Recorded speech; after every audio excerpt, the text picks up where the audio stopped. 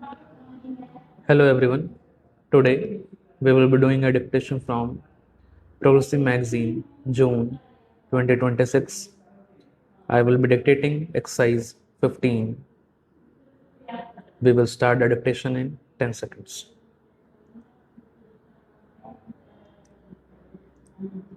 5 seconds to go.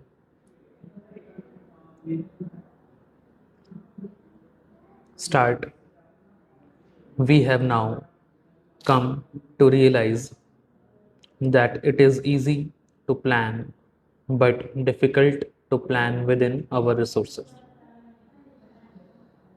We have to cut our coat according to our cloth. When we came to office, I thought the first requirement in the country was external and internal security. You must have any plan unless there is security. I started planning for the integration of whatever remained of the country and also tried to secure peace because I found that the world had changed. We have tall talk of world peace, but there is no country in the world which is not in a disturbed condition. Even the countries which had freedom for centuries and which had never been slaves are in a disturbed condition.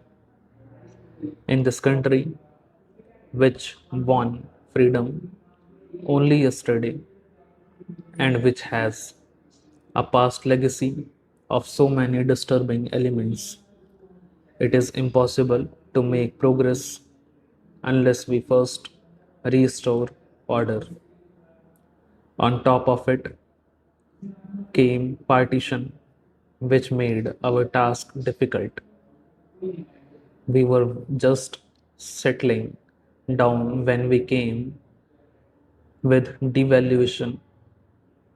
Things are not entirely in our hands, even today, to plan for the progress of the country because we depend upon so many outside factors which govern us. The planners have to take into account many extraneous circumstances. My view, which I have not concealed and which I have expressed often to the displeasure of many, is that if we had not played false to ourselves and to our country, large imports of food would have been unnecessary. We have plenty of food in this country. 5 or 10% of deficit in a huge country like this is not difficult to make up by increased production, by prevention of waste, by putting in maximum efforts to economize, and also by applying our herds unitedly. In the matter of giving up foodstuffs where they are surplus, there are some provinces which are surplus and others are deficit. Whenever a province tries to procure the surplus food from the people, we do not speak with one voice. Some of us put our province first and the rest of the country afterwards. We know that our neighbors are, in spite of their best efforts, not putting enough to eat, and yet we feel that if we feed our province, the rest does not matter. Considerable planning is required to make the presidents and chief ministers meet. Planning, however good, will not work till we realize our responsibility and till we feel that it is our obligation to help in the implementation of a scheme that has been planned. It is not the Congress organization alone, but there are other groups whose business it is to destroy everything that we do. Their main function is to find fault with everything we do, however good it may be. There are some groups who are bent on creating disruption and dislocation and go to the length of creating chaos, committing murderers, and removing rails and tampering with communications. These are matters of great concern. On that account, considerable amount of strain has been placed on the government.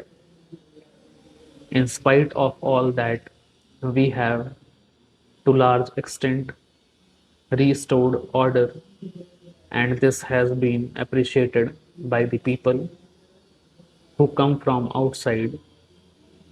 This is practically the only stable country in the whole of Asia, and it is one place where we can stem the tide of aggression and disorder. Many have expressed admiration for the work that has been done, but that work would not last unless we have enough food in the country to feed our people. Machinery will not solve the problem because millions of idle hands who have no work cannot find employment on machines. India's planning must necessarily differ from the planning of highly developed and industrialized countries. India is primarily agricultural country, and in a country as thickly populated as India is, idleness is the greatest disease. Gandhiji's planning was therefore of a different kind, and it was difficult. But it is a difficult to plan on a non-industrial basis also. We must industrialize our country as quickly and efficiently in certain directions. Otherwise, we are doomed in the modern world because a modern army requires many things which not only machines can produce. Apart from arms and ammunition, uniforms and stores, jeeps and motor cars, aeroplanes and petrol, if industry is not developed in the country, we have to depend to external sources. If the world succeeds in bringing about conditions in which no country requires an army, then the scheme of self sufficiency in villages would be the ideal thing to work for. But that is not so.